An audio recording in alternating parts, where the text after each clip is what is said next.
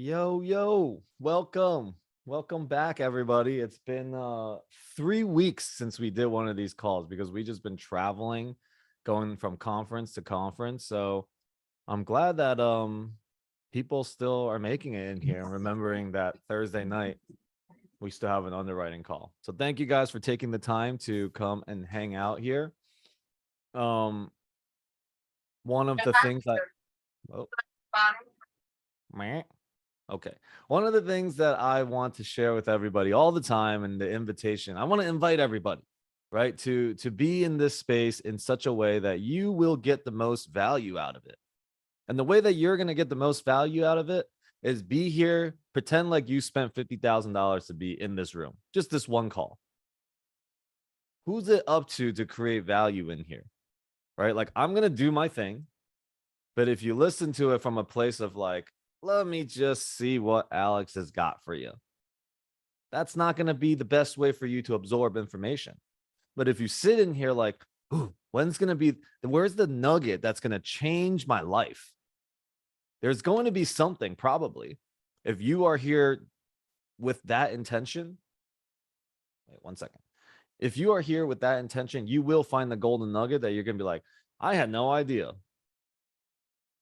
And maybe down the road, and you also got to believe that down the road, there will be an opportunity for you to apply something that you learned in here.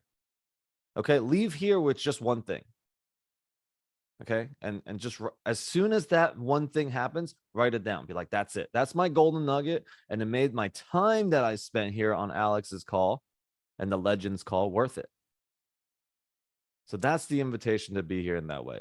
The other part is if anybody asks any questions, and we want to create a safe container in here. And the way we create a safe container is that I ask all of you guys to be kind in your thoughts, kind in the way that you show up on the camera. If anybody asks any questions, they should feel very safe to ask it. Because sometimes with all this information, it might be like, whoa, it's no idea what's going on. Right. And I do it too. Like I take it for granted sometimes how much I do know about real estate and how much people don't know about the most basic parts about real estate. So yeah, I ask all of you guys just be kind in your thoughts, right? In your thoughts, in your beingness, so that we can create that space in here. And then it'll be fun. It'll be fun. Everybody will feel safe, and it's ask your questions. You're here to get the nuggets. That means you ask your questions. All right. So this call every Thursday, we do a free call on Mondays, and then we do a free call on Thursdays. Mondays usually is just, it could be any topic. Last week, Nick did something on social media. He talked about Instagram. I got JJ, the other kid who's managing my YouTube. He wants to come on and speak about it. Monday is a stage for anybody that wants to talk about anything. Message me. What do you want to talk about? What do you want to share with the audience? And then Monday night, we also have a breakout room at the end of the call for about 30 minutes or so. You just break out and you just meet people. Okay, we do that. I've been doing that for like 4 years. So all the way back to the people that are in personal development training with me. We love breakout rooms. There's always breakout rooms.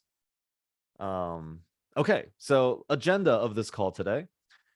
We are on this call on Thursdays, we talk about everything from you, where you are, to getting a deal closed. Okay, so that could be like talking to a broker, that could be submitting an LOI, that could be the due diligence period, that could be the general partnership table. Any of those questions is fair games, all the way up to closing. We're not going to talk about operations and how we operate deals because that's after.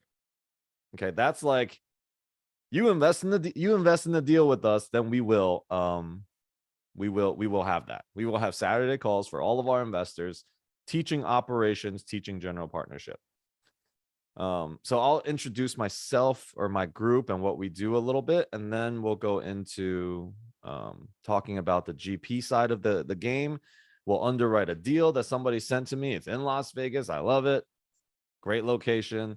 I haven't underwrote the deal, so it's going to be straight up like I'm going to be doing it live with you. All right, and I'll pull up my iPad and I'll make a little drawing board so we can all participate in that. So as much value as I can create for you, I want to do that.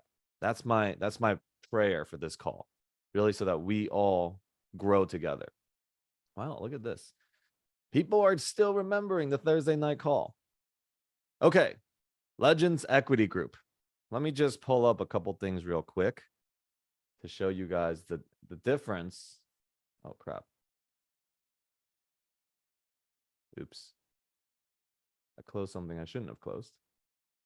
What I wanted to show you guys. Okay.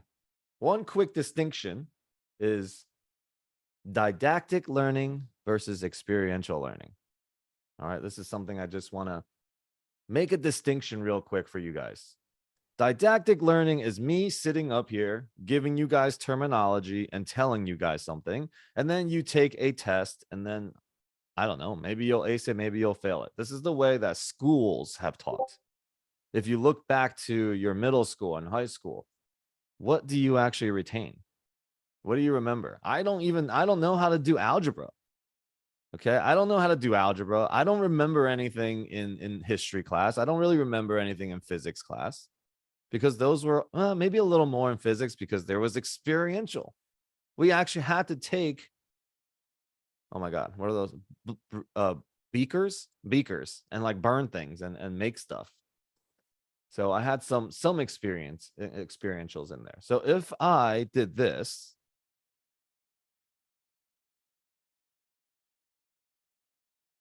you guys are going to see my whole screen. Where'd it go? I closed it by accident before. Play on the top, Alex. I'm looking for, oh, here. Multifamily key terms. All right. If I just came up here and I just went, yep, 1031 exchange, accredited, non-accredited investors, appraisals, due diligence, whatever, all these terms. All right. If we just talked about this, yes, this is easy. You guys can learn the definition, learn what it is, take a test, get an A on this. Real estate part of multifamily, like the knowing how to do it, the concept of it is very easy.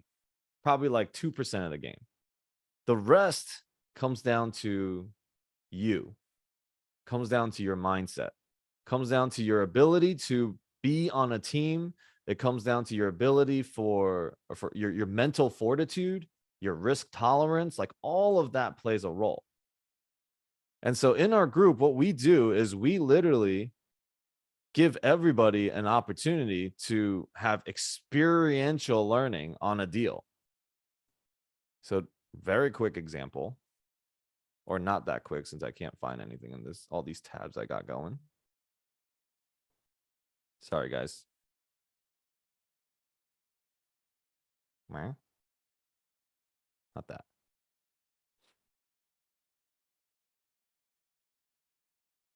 Oh, here.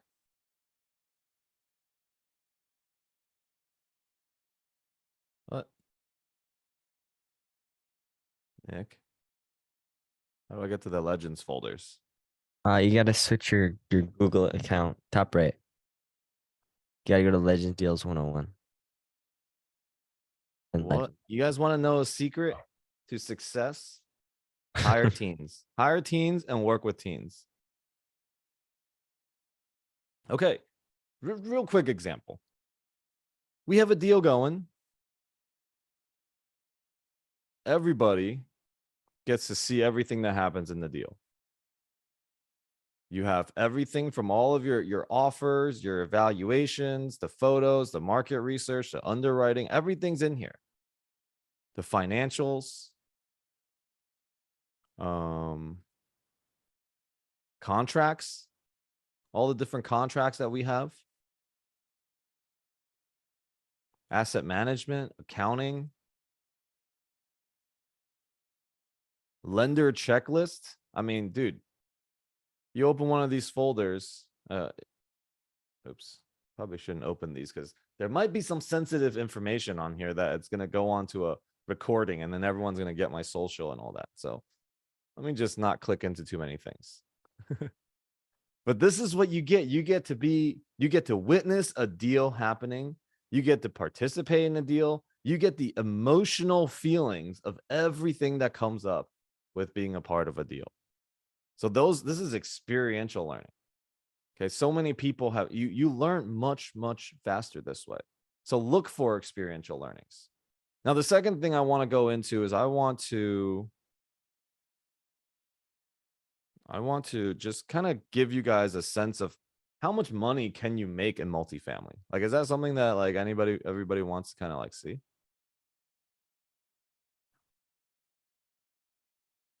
Does everybody care? Like, is this sustainable? Because people are like, I'm going to quit my job and start doing this.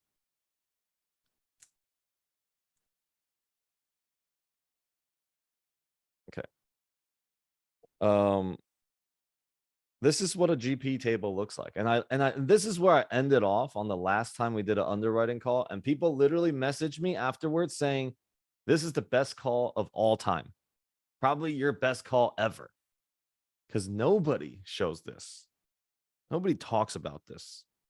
Alex, can you blow that up a little bit so we can see it better? Yeah. Nice. Is that this? Okay. Capital raise, probably not that much. Let's just say 1.512. Okay.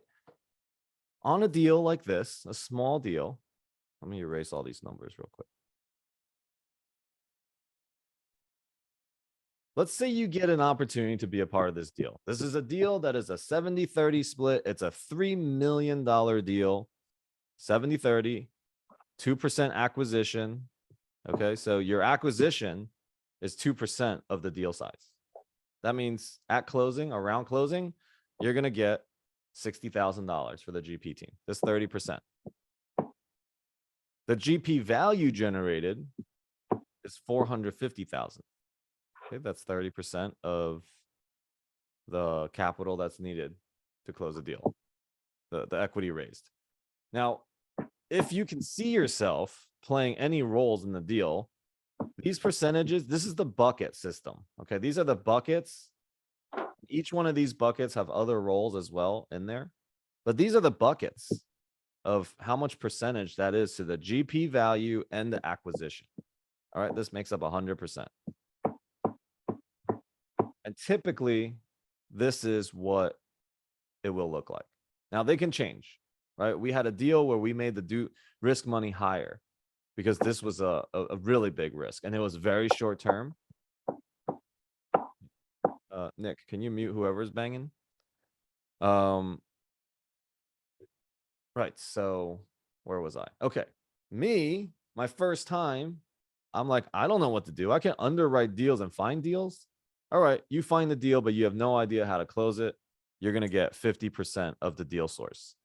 Just because you find the deal does not mean you're going to get 50% of the deal.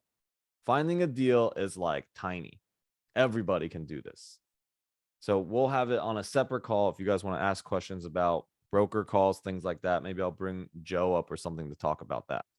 Separate call. So 50% of the deal source. So you have 5% of the GP table so far. And you're like, you know what? I want to be more involved. I'm going to put $50,000 down. No, that's too much because this deal really requires like 30,000 EMD plus a couple other things. So maybe you put, I don't know, 20K down. You're like, I'll play some risk. I can lose it, but I'll risk. This deal needs, and then somebody else puts in 20K. All right. So you're 50-50 on the due diligence part. Now, because it's your first time, you're going to get like, I don't know, 5 to 7% maybe on asset management if you get a roll. Maybe you don't even get a roll, right? Maybe you don't even get a roll in there, but we'll give you 5%. You're brand new and your boots on the ground as well. So you're doing a lot now. You found the deal. You underwrote the deal. You put down 20K. You put down 50% of the earnest money. It's probably going to be more than this with all the lawyer fees and all that. And then you're going to get 5% of the asset management and you're going to raise $200,000.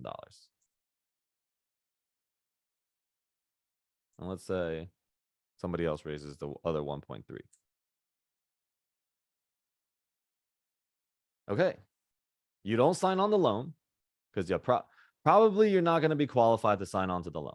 So you don't sign on to the loan. We sign on to the loan. All right. What that means is you're going to get an acquisition fee based on your percentage, right? You got 15.75%.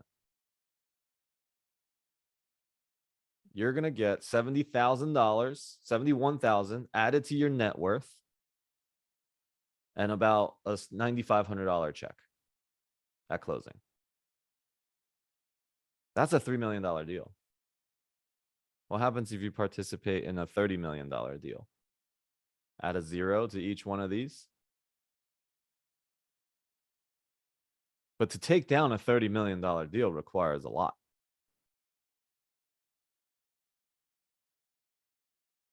Any questions? I'll pause for a second right there. I know this could get confusing.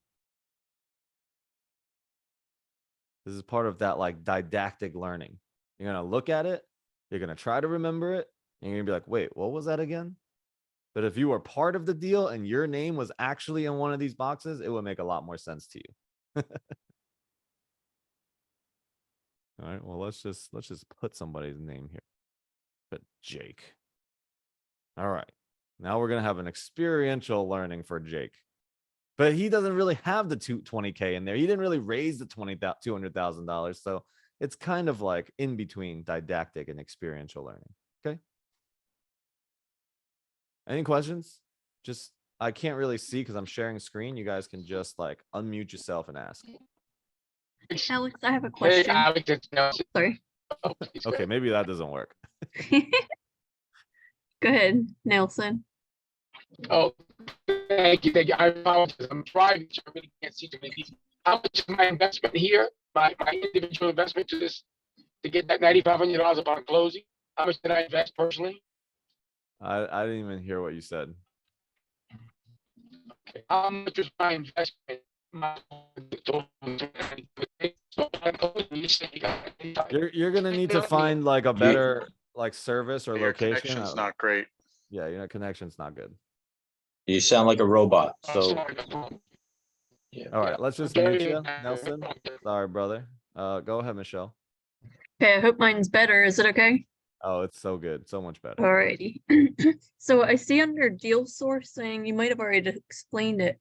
So it's 10% up on the top part, and then 10% for risk money. So what's that 10% of? Okay, so it's 10% of the money that is going to be generated on this 30%. It's the GP table. Okay. Okay, $450,000 goes to the 30%, which is GP right here. Okay, 450K. This is the split between all of that. Okay, if only one person was in this deal, they would have 100% of this 450K.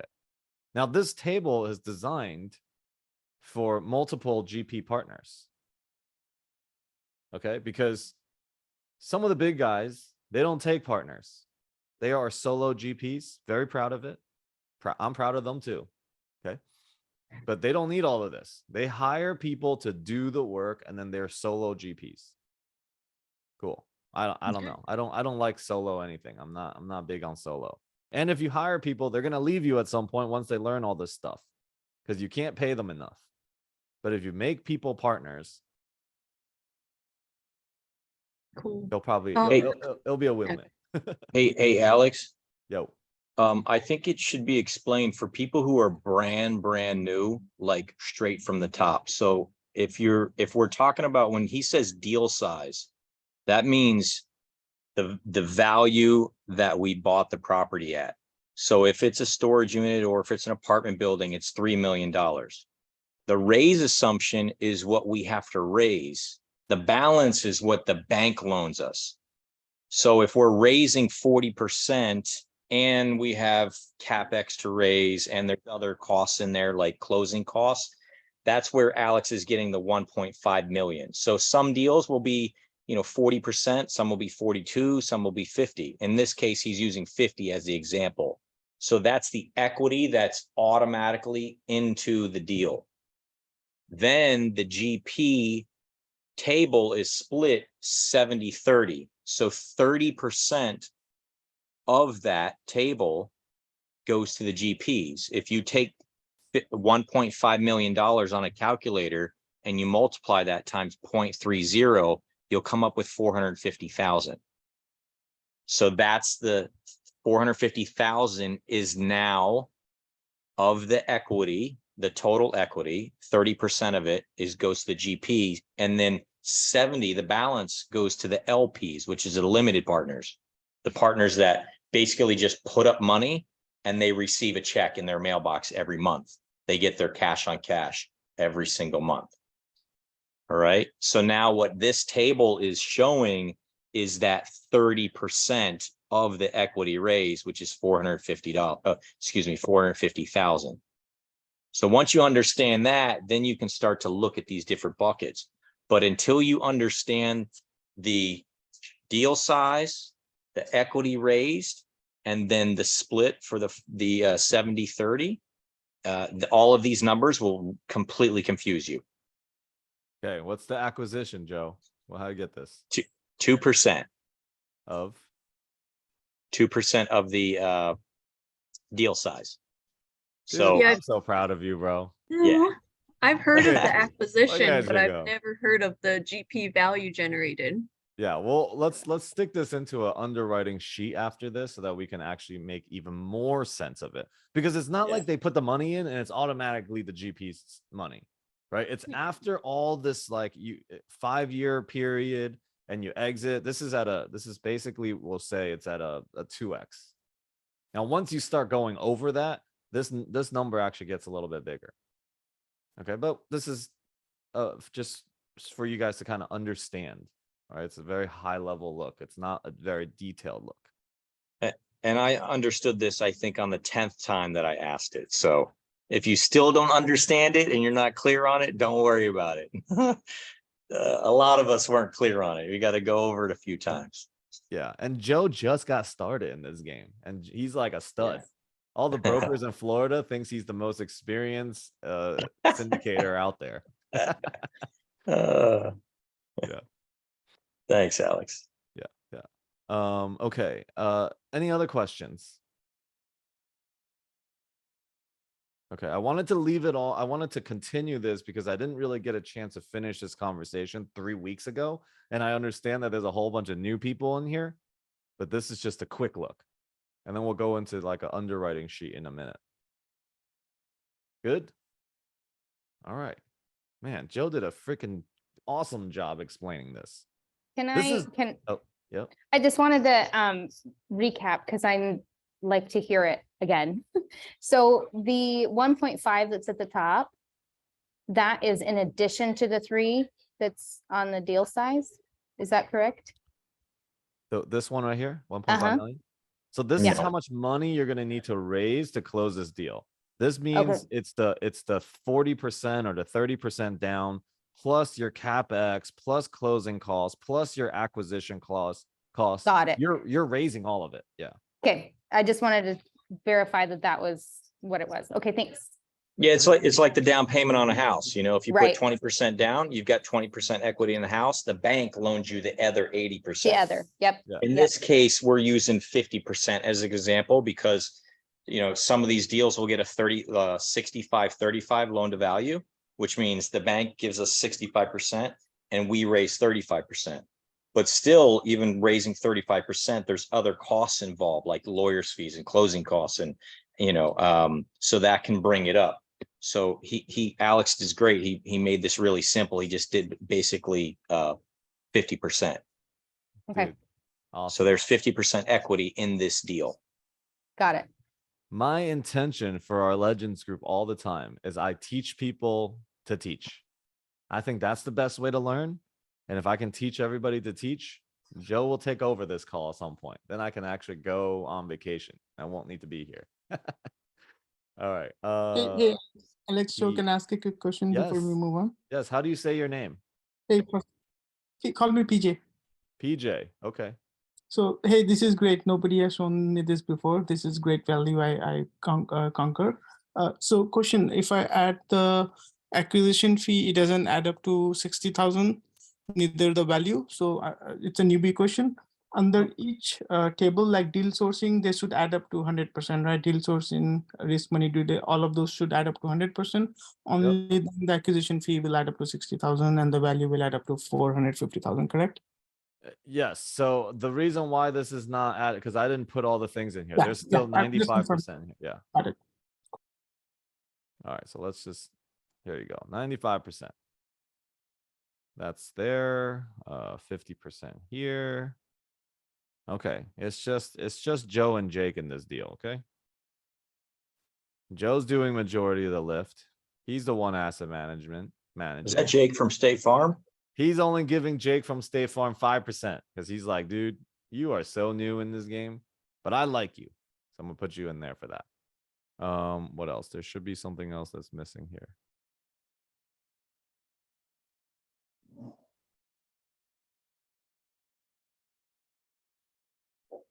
And the acquisition fee, that 60,000, is that for the broker and for the people who find the deal, or what does the acquisition fee represent? The acquisition fee is equally split the same way based on these buckets right here.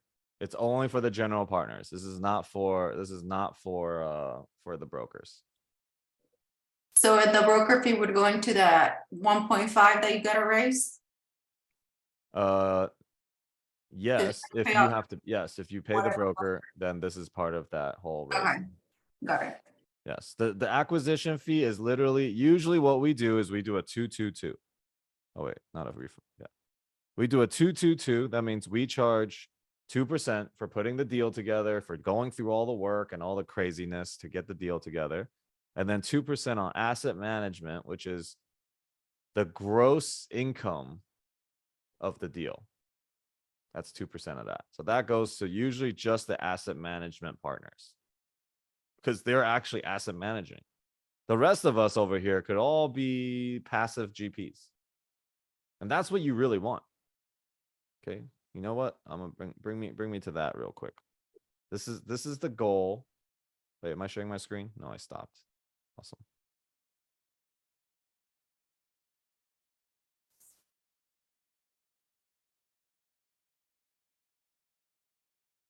Man, so many tabs open. Okay. The road to financial freedom looks like this. Okay, which means you're gonna work. We talk about the different quadrants. Okay. There's earned income. You got to get this number up. Grant talks about this all the time. Everybody talks about this. But your motto for yourself should be, how do I make more money by doing less? I literally, when I start to do more things, I'm like, okay, something's wrong here. I got to figure out how to do less. How do I outsource more things? How do I teach more people to do stuff? That way I can start to free myself, even though I'm earning an income. The second part of it is to invest in yourself. Okay, the second quadrant right here is to invest in yourself, because your income does not far exist your mindset. If you think you can only make $100,000, the best you'll do is probably 120,000. You can't see 200. You can't see 500. You can't see 1,000,000. Personal development helps you push your mind and your belief system further. So we talk about personal development, investing into your brand, investing into your education, investing into your marketing. This is about putting money aside to go to conferences, to join masterminds, to put money into your business. And you got to put money aside for that, into marketing, into your social media. Financial freedom comes from being passive, being an LP or being a GP on a passive side. This is Warren Buffett's quote. Right? How do you make money while you sleep? I think it's his quote. I don't know. Sounds good. And lastly, this is charity. And it's not lastly, but it's pretty much in like alignment with the rest, in sync with the rest.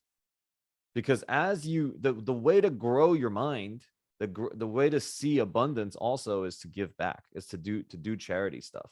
When you can see that what you do is impacting the welfare of not just the individuals around you and not just yourself, but also society as a whole, it starts to open your mind to more possibilities, and your capacity to have more money flow through you happens. And this is one of the big things that we talk about all the time. Give with joy, love, and a sense of fun. If it ain't fun, don't do it. What time is it? I just don't want to go. Okay, we got plenty. Financial freedom. Not even financial freedom, just freedom in general means you don't do anything else. You just put your money somewhere and you're good. But first, you have to get your quadrant 1 up. You got to know your goals. You got to do all these things and you got to climb but knowing that the climb, okay, knowing that the climb of this, you're building up your net worth. You got to build up your net worth so that you can start an experience, so that you can start to sign on to loans. This is going to take at least 2 years. So it's up to you how fast that you want to start and how you're going to get started. People underwrite deals for 2 years before they even get a chance to go into a deal. And it probably isn't the underwriting that got them into the deal in the first, in that first deal. It's something shifted in their mind that it's time to play team. It's time to join somebody, get around people that are doing deals and closing deals, and will teach you along the way and give you the opportunity to start getting the experience of managing an asset so you can start having experience, start signing onto a loan, small loan, big loan, whatever. You get onto that so that you can now have the experience to sign onto the loan and you build your net worth up and your liquidity to sign onto a loan. Signing onto the loan, these guys, the multiple people that I know that have billion-dollar portfolios, you know what they do? They exited a business and then they started signing on to loans. They started signing on to loans just with their net worth and their liquidity. Somebody else is signing on for the experience. Quickly, they have a track record. And when you do non-recourse loans, if you got a $50 million net worth, you can sign on to like 10 different, maybe 100 different $40 million loans. And they just keep signing on to loans, get 15%. Don't do anything else. Don't raise capital. Don't manage asset. Don't put any money up. Don't look for deals. People look for them to sign on to deals. Our KP on our deal right now in Vegas has a $1.5 billion portfolio. 10 years in the business. Just signed on to a bunch of loans. His cut this year, or his cut on those deals by doing that, $37 million.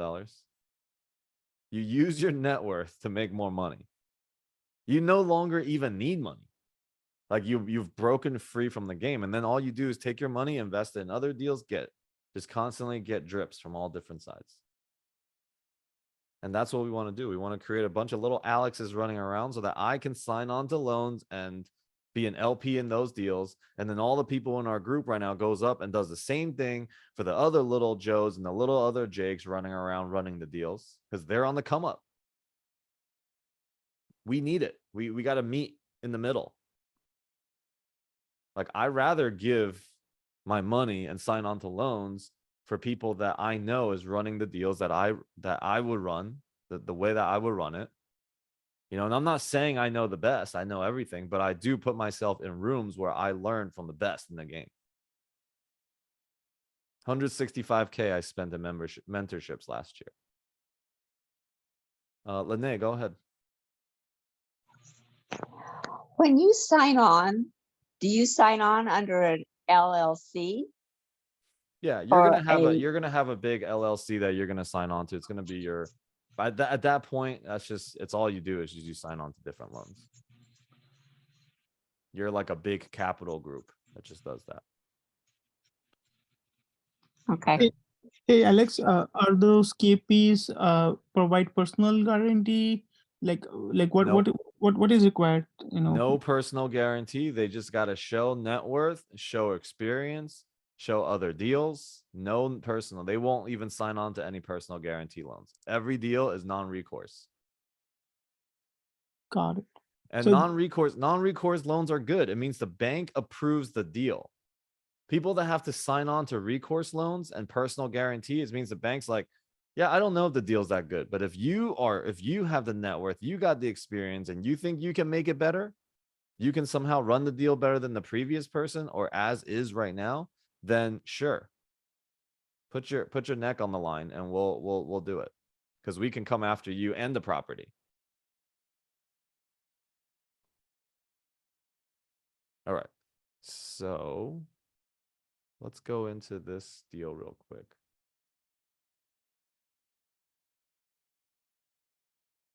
Where'd it go?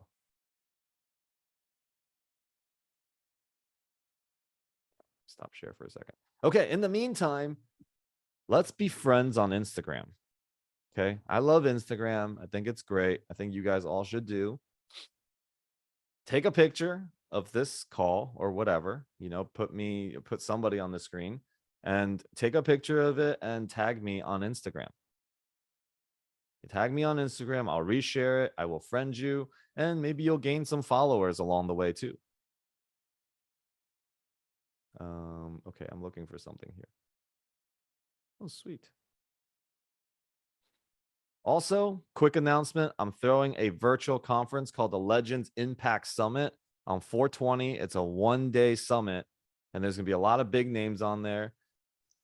I might be able to get, and everybody please send this loving prayer this way, is Marianne Williamson. If anybody knows who she is, she's my hero. I might be able to get her on that conference. Okay. Where am I?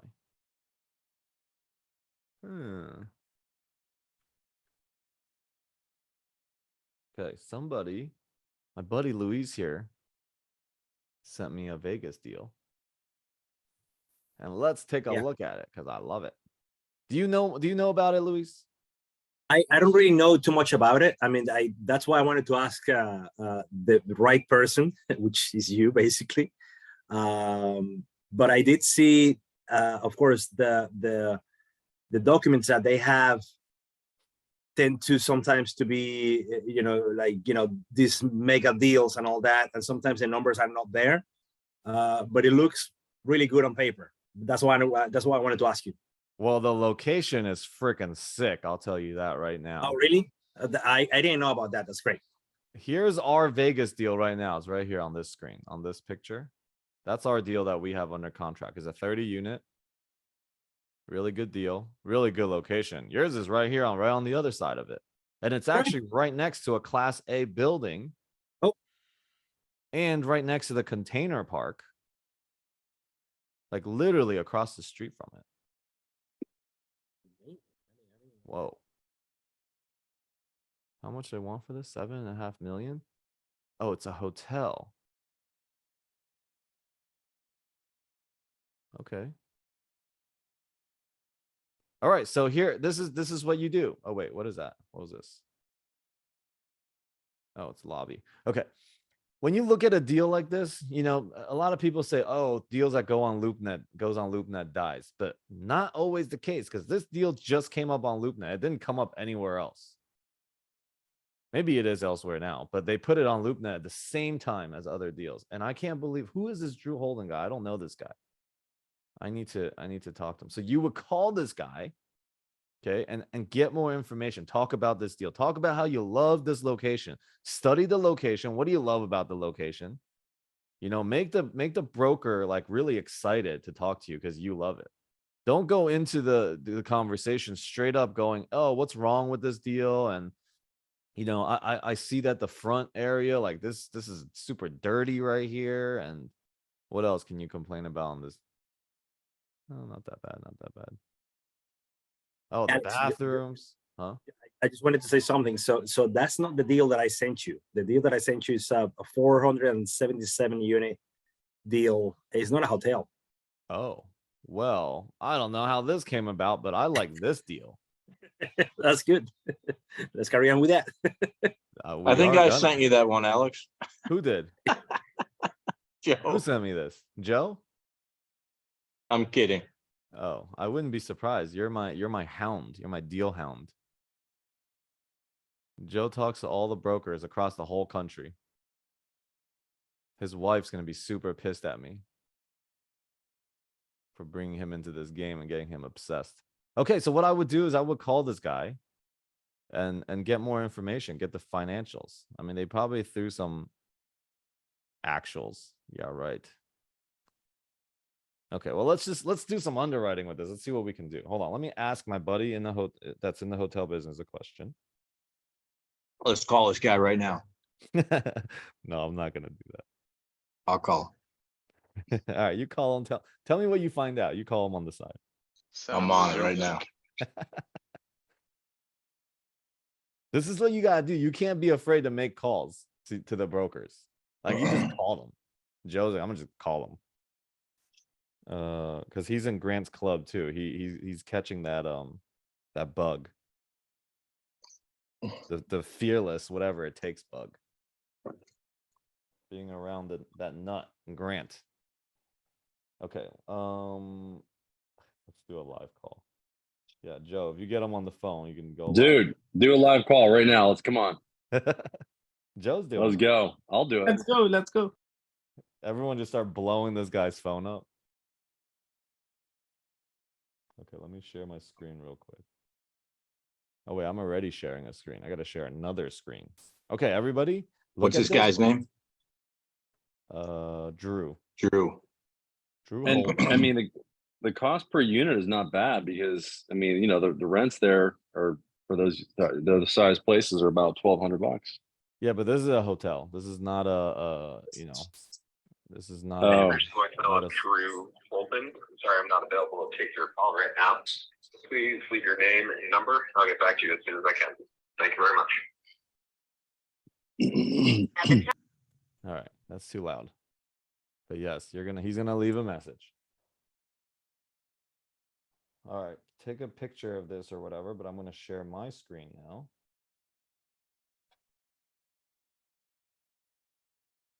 Stop this.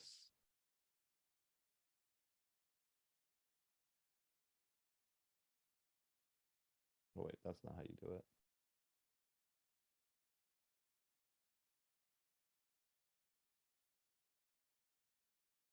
Sorry, guys, one moment.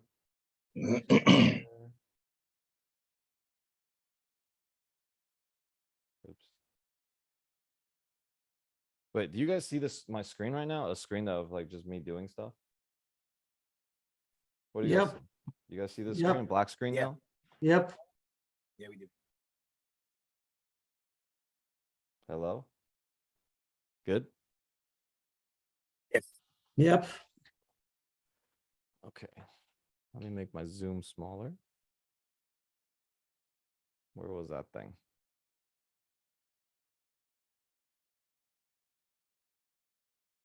Okay. So on this deal, erase that.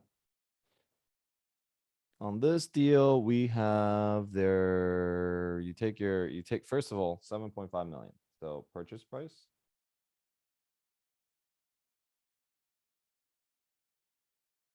For how many doors? 83. And they said it's what is it? 90,000. It's actually really not bad. I like it. This is a really good location. I'm gonna go after this thing tomorrow. But I don't believe any of these numbers though.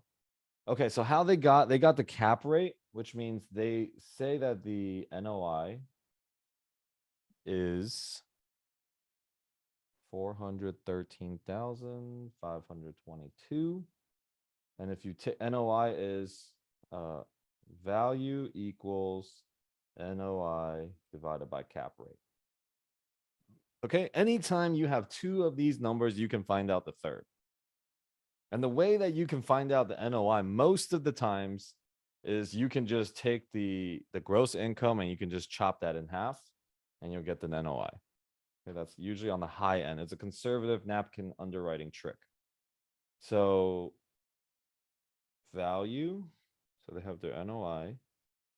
So you can take your calculator out and do 7. What's the cap on there? So 413,522 divided by 7.5 million. You will get a number that looks like this. So we're taking NOI divided by the cap rate. I mean, NOI divided by the value, the purchase price. So let's just make this value. Okay. So NOI divided by the value is going to give you the cap rate. See this V equals NOI divided by cap rate. So you can, anytime you have the 2, you can find the third. So your cap will look like this, 0.0551. This translates to 5.51%. It's pretty good if it's real. Okay. On this deal, they're saying that the gross income is 804,000, because we're gonna do our own little underwriting and let's see if they're really. This is how you can always tell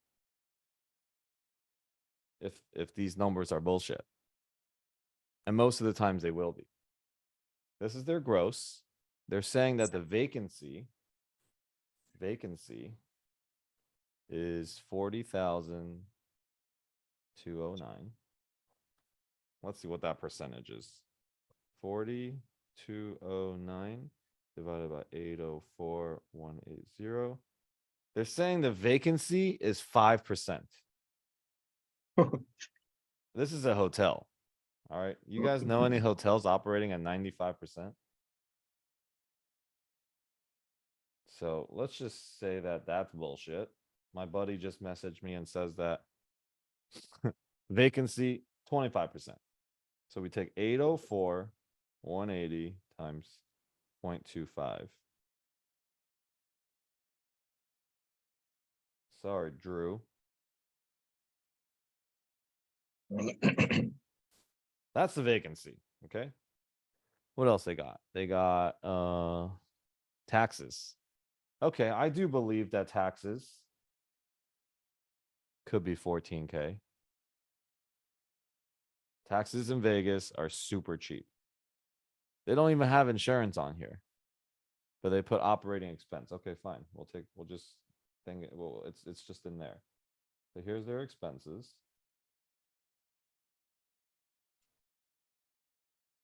Their expenses, they say it is 338,406.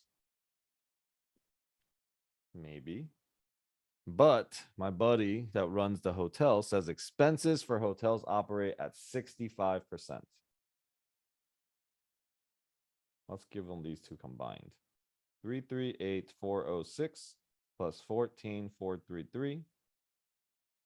352,839 divided by their gross. 804,180. This is going to be 44%. Maybe they could operate at that. But I'm still going to look at it from my friend's perspective, which is way more conservative. You take the gross 804,180 times 65%. 0.65. Okay, this number looks more like 522,717.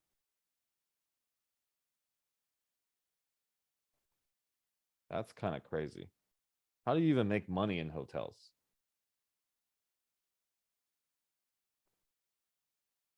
That means your vacancy plus your expense. So 522,717 plus 201,045. Alex, Yo. can you move the mic a little closer to you? A little hard to hear. Oh. Thank you. About time somebody told me that. All right, so this is 723. And if I'm like, and if anybody's getting lost, just ask. Okay, unmute yourself at this point. 804, 180. Alex, what are these numbers? 522 and 723. Yeah, so this is just what this is my buddy saying that hotels operate at 65% expense. 65% expense, so 35%. So NOI would be 35% of gross. Yeah. Oh wow, okay. But we also have vacancy that they say it's only 5%, but my friend says vacancies are 25%. Oh, so we can see it's not gonna work, right? So 35% of 800 is. Yeah, so we would definitely need to do more homework on this. I haven't underwritten the hotel, but this is what he owns 13 hotels, so he tells me that this is what I should underwrite it at. Does he make money on those hotels? He owns a bunch of Marriotts and Choices and Hiltons, so Wow. well, actually, you know what? That might actually cause his expense to be higher because he's got to pay them. 10% goes to the, if it's flagged, then 10% goes. Yeah. Let's just forget that then. Let's take that number out. We'll listen to theirs. Let's see. But we're definitely not going to go at 5% vacancy. Because that's just bull. All right, so 201,045 plus 352,839. Your expense with your vacancy. So we add these two numbers up. It's going to give us 553,884. That means your NOI on this deal, which is your gross minus that.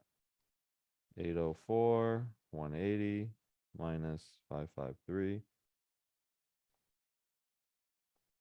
is like 250, 296. Now we're being super conservative here, so I don't know. They have it at 413. If this was the NOI and we want to find out how much we need to pay for the deal to have it at a 5.51 cap, right? Because that's what you're saying. You're telling me it's 5.151 cap.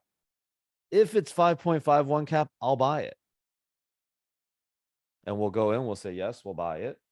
And then we go in and find out that their numbers are bogus. And we say, all right, well, now, since it's a 5 cap, we will do 5.50296 divided by the 5.51 cap, which is represented by 0.0551, remember? So you take 250, your NOI, 296, divided by 0.0551. Technically, at a 5 cap, this will be a $4.5 million deal. But it's a sick location. Nobody is giving this up at this price. It would be nice. See, this is also something you have to consider. A lot of people underwrite deals like this, and that's it.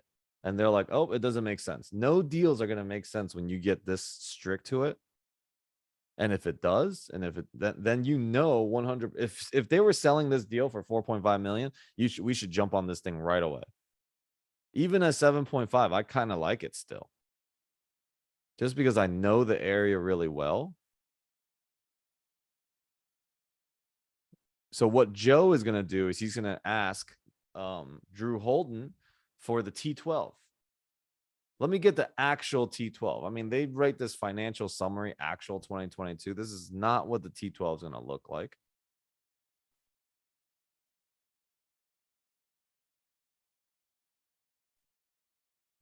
Hey, Alex. Yeah, what up? I was just looking at that listing. It probably affects the numbers, but it looks like it's a converted hotel. It looks like they're operating it as an apartment building now, not as a actual hotel anymore. They're renting Yeah, at 27. It says it's being used as an extended stay. Oh, okay. So that will probably affect, I guess, the vacancies and some of the stuff like that. Okay, maybe. Yeah, this is, it's my first time underwriting a hotel. I'm new with you guys all here. But if they're saying it's $27 a day, then I guess they're getting $810 a unit here. What's it look like in there again? They're probably making money off those laundry machines. Like, who takes these pictures? Sometimes I never understand. Like, Marcus and Millichap is supposed to be like big time. Can you go back to the pictures? Oh, yeah, sorry. Good call. Good call. Hey, Alex, how did you get 250? Just again, I'm sorry, I'm newbie. The NOI? Yes. You take the gross income Uh-huh. minus your expenses and your vacancy. So expenses was given in the website, on the website, and vacancy 25%. Yeah. Got it. The vacancy is not 25%. I was just asking my buddy who owns hotels what I should write them at, but they have it at 5%. So then it could work. I mean, if this was extended stay or we converted it over, this could work. But how do I stop sharing my screen? Or how did this even happen? Continue. Wait, what screen is being shared? My iPad? iPad.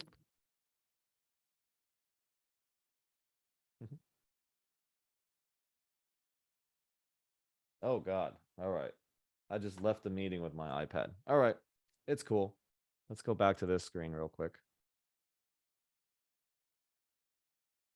What?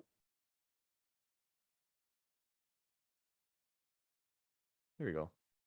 Everybody see this? Okay, yeah, I should probably have read this. Let's see.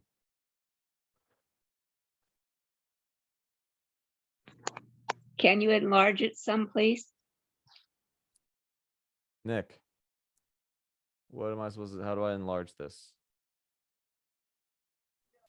If you guys are on your phone and Zoom, you can just zoom in with your fingers. Yeah, no, it's not, it was loose before. I know. So it's Alex, I think the issue is that your screen is an ultra wide. Yeah, probably. Yep. Here. Oh, wait, this button and a plus sign. Oh yeah, works. Better?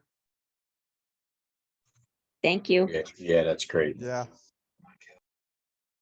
I'm back. I was in the bathroom. Bro, you I can't had leave my me, man. headphones on. I had to You go to the can't bathroom. leave me. Okay. But yeah, Control Plus. Command plus. Oh yeah, yeah. Well, yeah, whatever keyboard you. Okay, so yeah, inside, I mean, I don't know like who they hire like to take pictures of these units.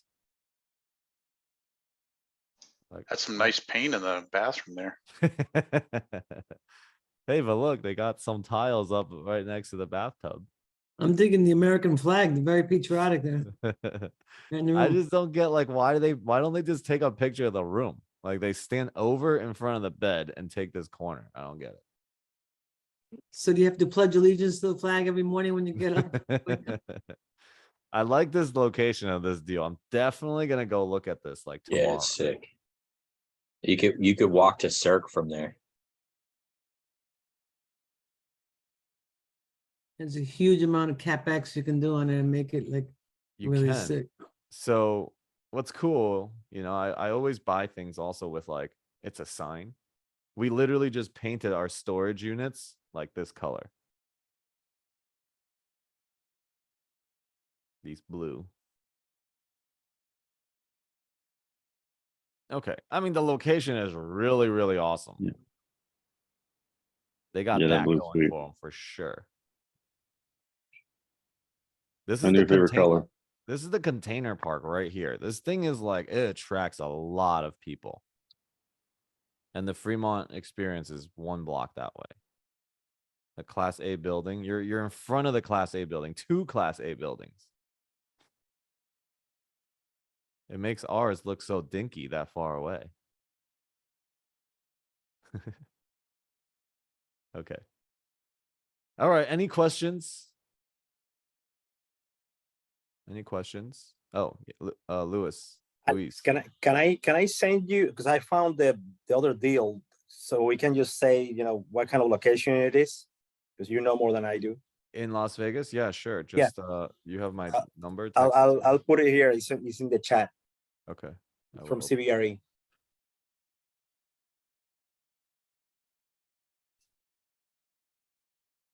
You know what's fun? What's fun is I love doing all this stuff live just to see if I get stumped and look like an idiot and learn with you guys.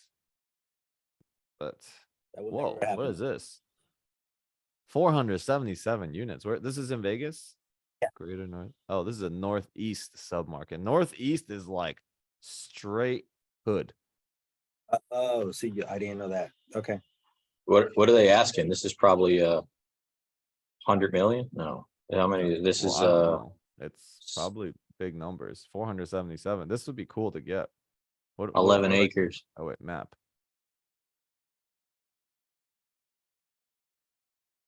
What kind of map is this? How do I? How would you rate the location then? Like straight hood, you said, but like, how would you rate it? 1 to 10.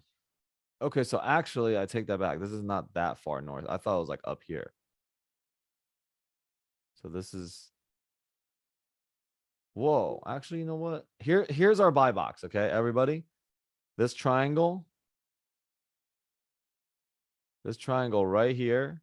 This is the art district, Fremont. We're all the way up here. The development is coming all the way down to the triangle. This is why I say our deal and that deal is this sick location because it's up here. Like they're gonna build and everything like the infrastructure, the roads are being done. Like there's still some ghetto things around, but they're all gonna come up in this triangle. Right here, there is a massive Class A building that just came up. They took down the Showboat Casino and they put this freaking gigantic thing there with all these brand new stores and restaurants and gas stations. It's really crazy that I don't know what this is. Let me see what this is. What if this is the deal? No, this is not. Is there any pictures? How do I look at pictures here? Brochure. You have to go to the deal room or something, and you have to like sign the NDA. Oh, here or we something. go. You got something there. Attractive value add. Let me make this bigger. Command. This is a big deal. I mean, it's nice.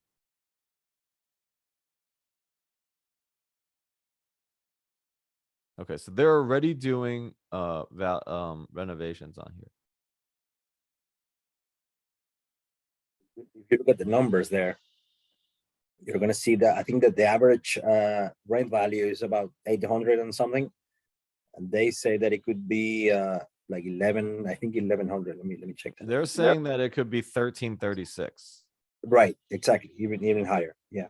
I mean, I believe it because that's exactly what I said for our deal. Our deal is averaging 956, and you know, we underwrote like $250 below market. This is Even more. for this type of size, I think it's 391 square feet in average. They're Yeah. small. Yep. Yeah, that's Really? that's what they're gonna get. They're gonna get more than this if they renovate it new. Oh, but this is terrible inside. Yeah. So,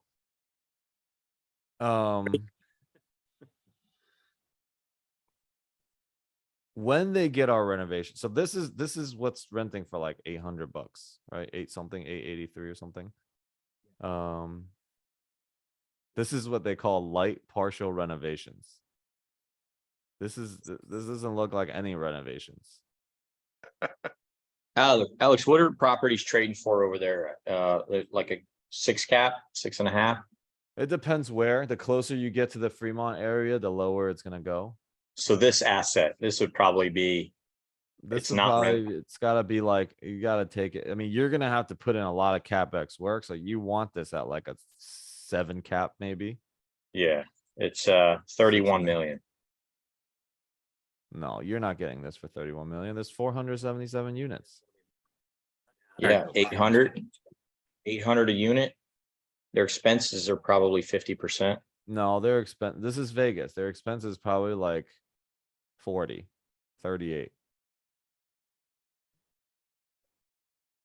Yeah, but he said they're only like 341 square feet. They're tiny. Yeah.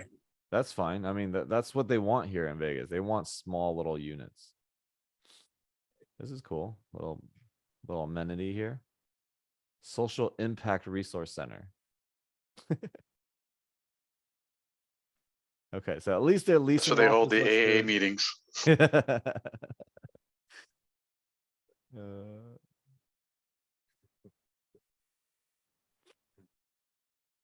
Yeah, so this is like deep out there, you know, this is like really far out, like. Okay, nice. So they did the outside stuff. At a 40% expense rate and a 7 cap, it's a $37 million property. Okay, so first of all, the deal that I was talking about, you come down this road all the way down Fremont. This is a massive Class A. This is like an oasis out of nowhere. It's pretty insane. They have their own big storage units here. Can I zoom in even more on this? I actually personally want to start flipping houses around this. Like around here, around this thing. I'm just telling you everything I'm gonna be doing in Vegas. Hopefully, some of y'all want to join us on our Vegas venture.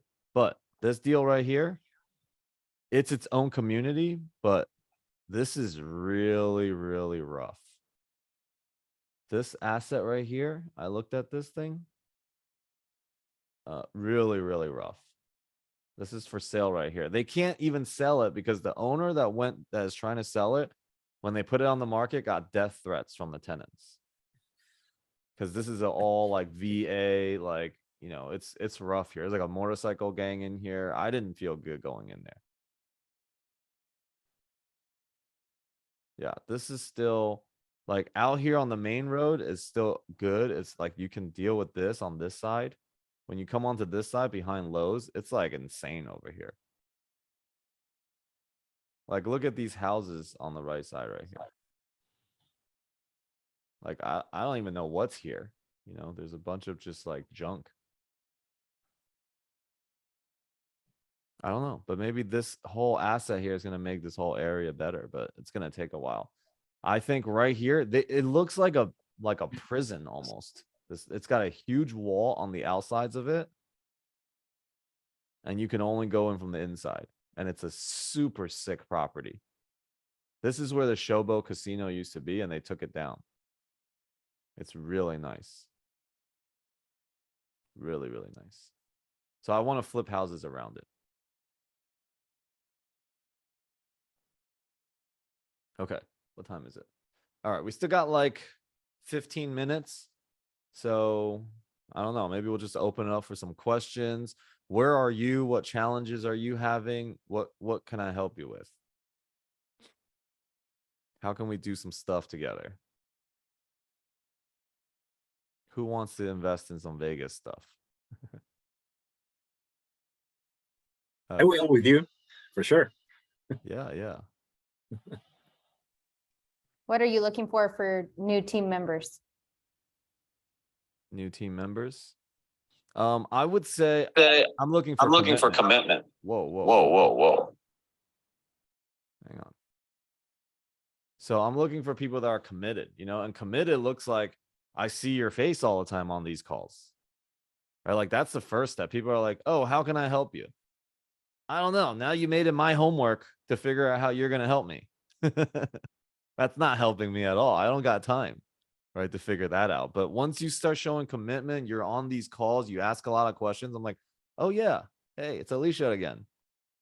You know, and just getting to know you better. And then you'll start to see, oh, so Alex is looking at this market. This is what he's looking at. And you'll figure out what we're looking for. Awesome. I'm You'll figure out sorry, what we but need. Yeah. this is my first call with you guys. I got referred by Allie from New York, and I have no clue who you guys are. I would Oh, love to know. hello. How you doing? Hello from Miami. Welcome, welcome. Oh, I like Florida. I love Florida. So we basically we are multifamily mastermind, but kind of more like personal development, mindset training. We're a really great community, Legends Equity Group. We started in November. I've been doing this, the multifamily side of it, for a little more than a year, but I've been doing real estate for 18. So I want to serve as an inspiration to what's possible for everybody. Right? I went from closing our first deal, Savannah, Georgia, 42 units, industrial storage, May 10th last year. It hasn't even been 1 year, and we are 800 units in. Like, everybody can do it. You guys all can do it. Like, I was blessed to have found the people that I found. Okay, they were one step ahead of me, gave me all the resource, all the time that I needed. Helped me get into deals. I was not afraid. And I also have a really strong real estate portfolio that gave me the opportunity to be like, oh yeah, I can dive into the deep end and figure out how to swim. You know, at least I trust the people around me that they're not going to let me drown. That's the biggest part.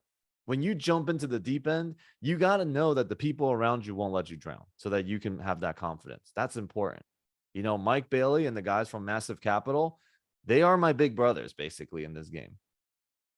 I will always give them lots of credit, help them out wherever I can, you know, be a part of their team, always bring them onto our deals. You know, so it's important to be in the collaborative mindset. And I want to pay it back all the time. I'm about. Hey, Alex, Yep. I have a beautiful deal, man, that you want to look at it. Okay. You want me to give you the address so you can look at it? It's amazing, man. Where is it? It's in Charlottesville, Virginia, man. A beautiful place in the US.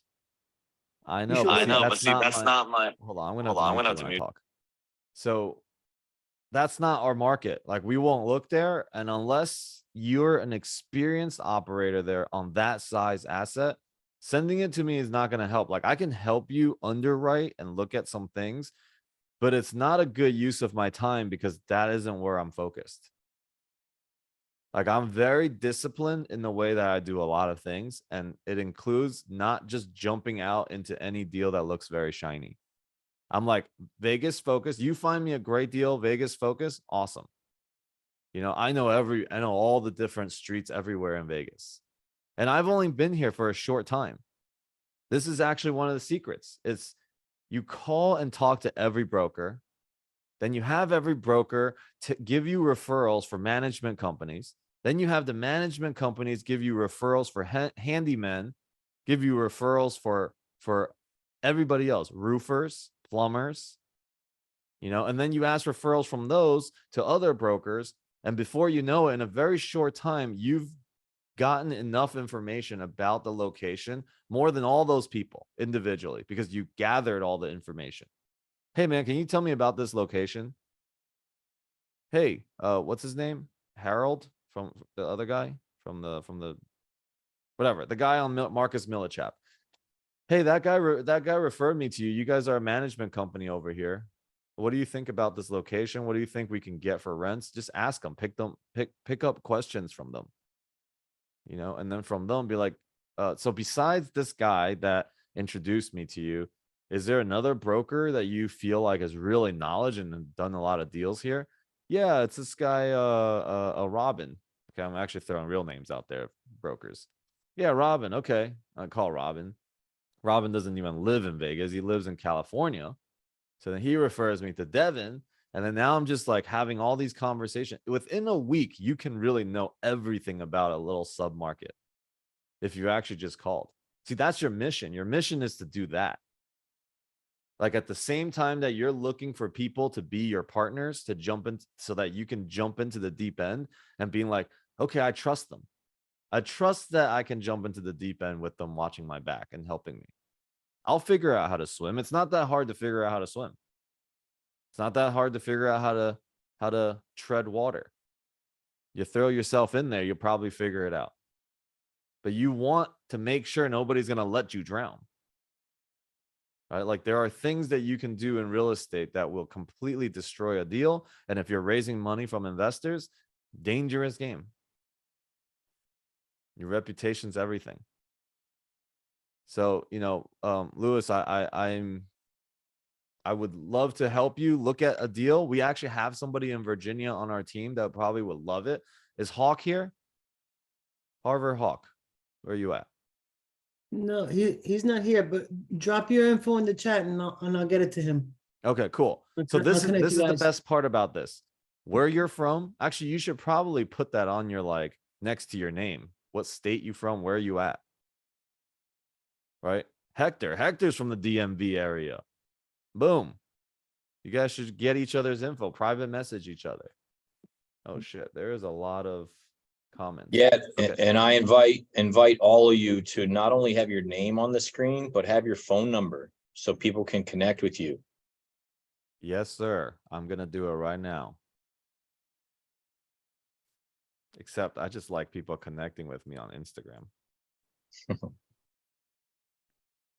Wow, I told people to tag me on Instagram. I didn't even put my Instagram name right there. Okay, here we go. Take two.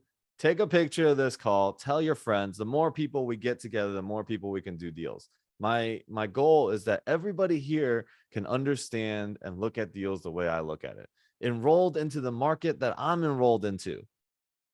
And then we'll do, like, with all of us 56 people on this call, we can take down deals. We can do a lot of things if we just learn to bind together. Our society has taught us to be individuals. We highlight individual achievements growing up, right? So, you know, I love to get to know everybody better. That's my Instagram. Tag me on a picture, send me a DM. We can set up a call. We can chat. And I hope that, you know, I have great resources in this game. I'm in rooms that a lot of you guys might not be in because I pay to be in there. And then I can get the information to you because that's how you can, like, connect. You know, that's how you can get information quick. You want to save time. So we got about 7-8 minutes left on this call. Anybody else want to ask anything, share anything? You got Hey, this Alex. time to do it. Hey, I can share. yo, Vlad, what's up, bro?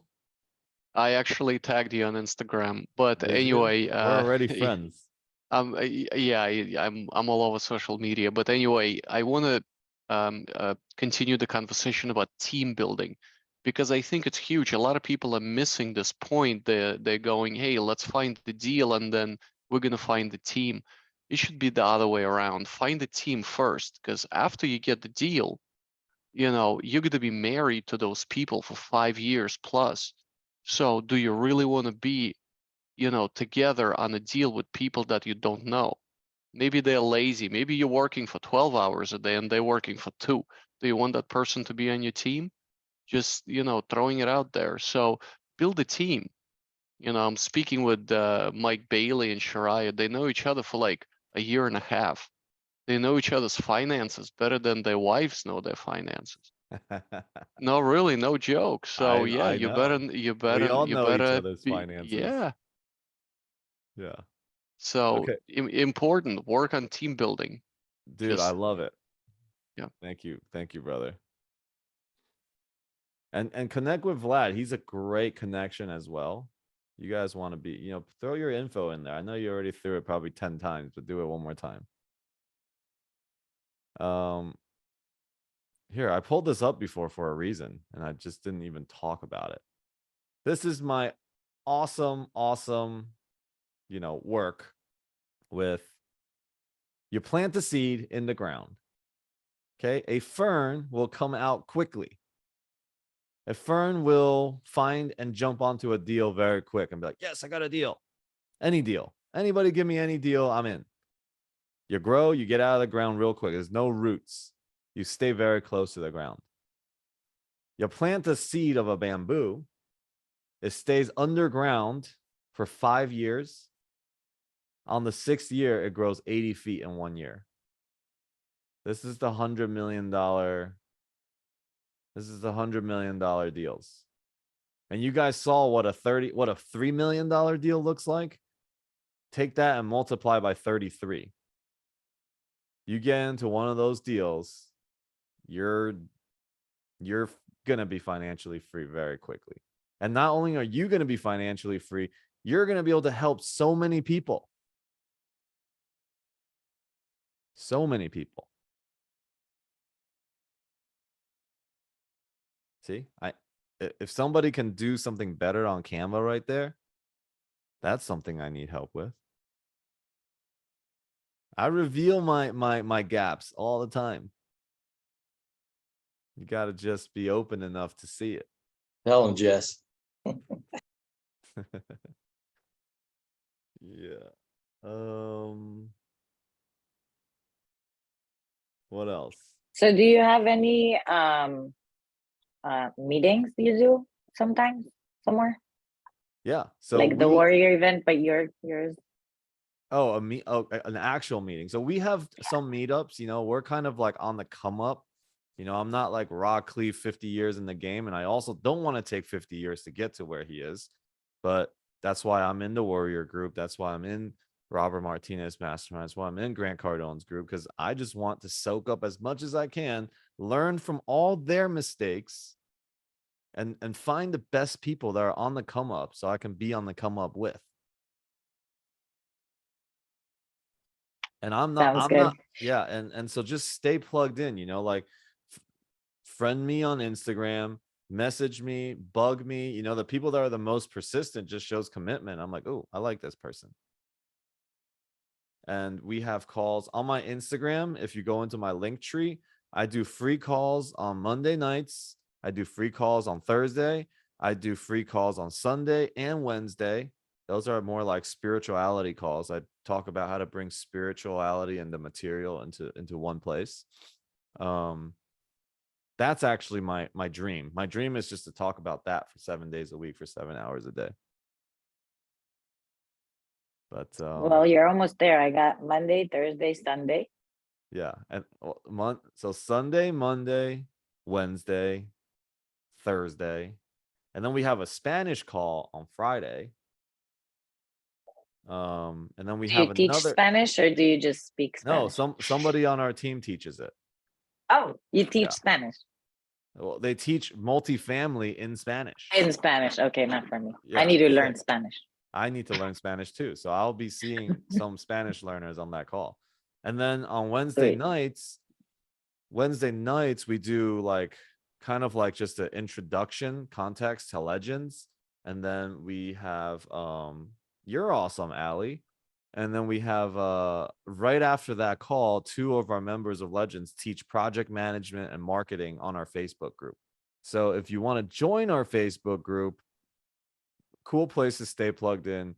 Jessica Garcia, Nick, Roberto, they all have the QR code that you can just like open their thing up and then just scan it, and you can join our Facebook group. Or Nick can even put it in the link. Yeah, that will be nice. And is it all at the same time?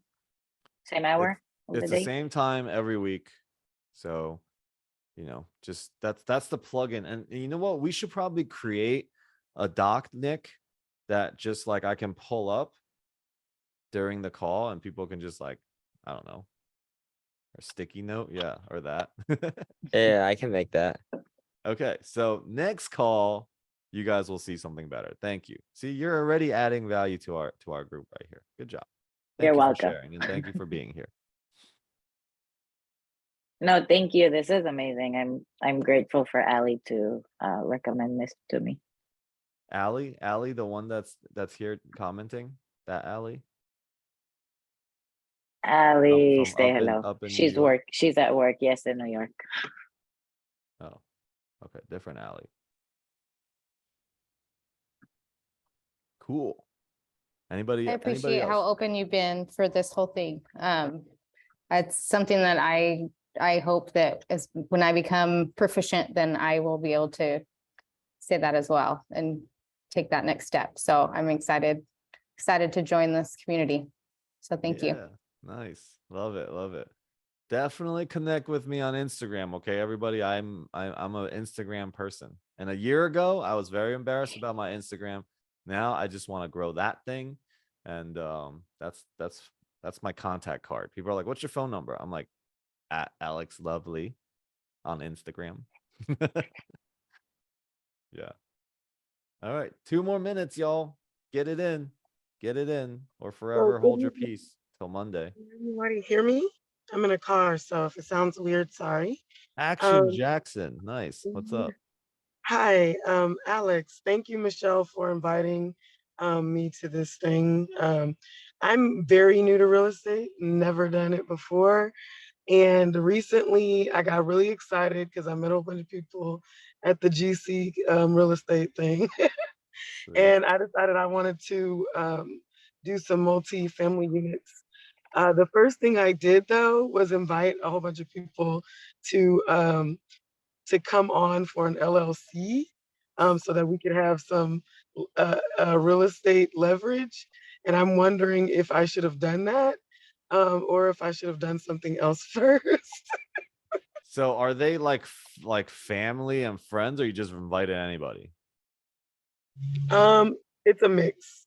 Okay, so you don't want to do that, because then what you're going to start making is you're creating a fund, and then that has a very strict regulation, and then you can get in one person that's disgruntled in the LLC will take this whole fund down. I would just start by making an LLC, 2 LLCs for yourself if you're very serious. First one is your well, if you're serious about becoming a general partner, you want a operational one and a holdings company. The holding one does nothing but hold your assets. So in a deal, when you're looking at a syndication, there's a class A and class B shares in a deal. Class A shares are your partners, are the people that put money in and you get the LP position. Even as a GP, as a general partner, you get 2 shares. You have an LP share and a GP share. Your LP share should be holding your asset and your share of the deal in the holdings LLC. It does nothing. It just holds shit. But it's also not you. It's another entity that's holding. That's where all your assets sit. Then you have your operational or management LLC that is operating on the GP side. If the company or anything or any lawsuit comes down, you own not much, right? Maybe you got some tax write-offs with computers and stuff like that. That's all you got. It's not holding your assets.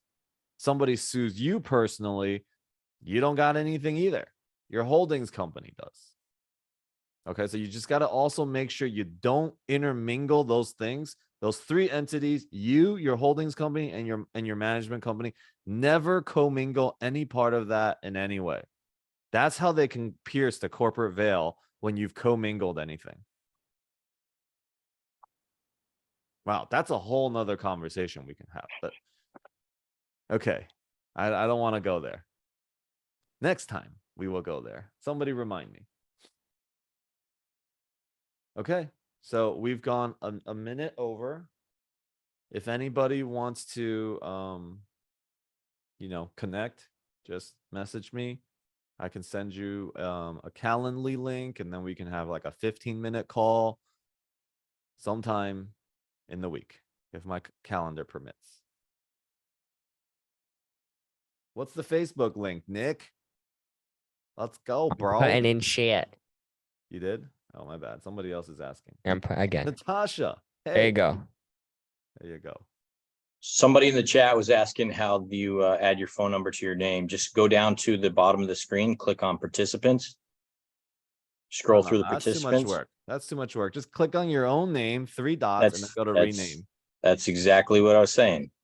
Click on your name, you're 3 saying go to dots, and rename. Yeah. You don't need to And go then to just take a picture of the screen. You got everybody's number in one shot. Boom. It must not work on your phone. Oh. Yeah. All right. I'm going to just, as we head out, I'll just show some pictures. Oh, look, it's the same area.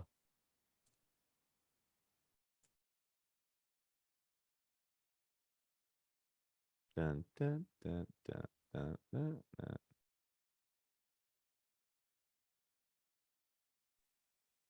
How many partners do you have on this deal that you had in Vegas?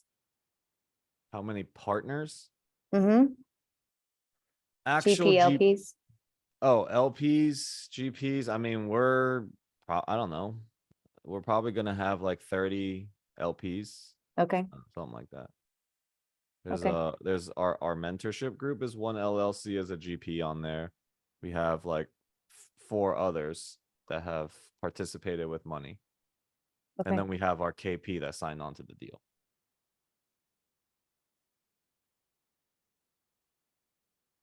Is that normal for a multifamily deal to have around 30 people? No, depends on the size. This is Okay. a $5 million deal, 4.8 million. If you go for a $30 million deal, you're gonna have a lot more LPs on that for sure. Okay. Well, and maybe. GPs? Maybe. I mean, it depends on how it's structured, In the beginning, the first 2 years of you doing multifamily, probably the best route is to take less shares of a deal to become part of something that's more long-term. Right? Like I've given up percentages here and there just so that I can be like a good partner, not sound greedy, and get me onto the next deal with you. You know, I want to build relationships long-term. There's plenty of deals to do.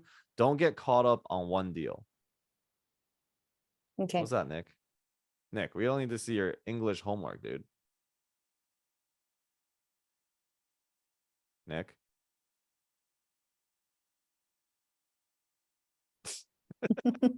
I did not mean to share my screen. I think that was GPT that was doing his homework. Bro, why you got Chat GPT doing your homework, dude? No. He's just editing the chat GPT. I write my essays by Yeah. myself. Making it look official, huh? Caught red-handed right there. I gotta multitask. Don't feel bad. I use it Figured too. it out. We know now. I'm bad. Listen, I was writing some emails earlier, and Natalie was like, "Why you're doing work? Stop doing work. This is a Chat GPT thing." So, all right. Thank you all Exactly. very much for being here. No, seriously, I appreciate you guys spending the hour and a half with me. This gives me good, like, you know, I feel good after these calls. You know, and it's always needed. So thank you guys for being here. We'll talk soon. See y'all soon. Thank you, Alex. Have a great night. Bye, everybody. Okay. Nice Dragon Ball stuff. Yeah. Thank you. Bye.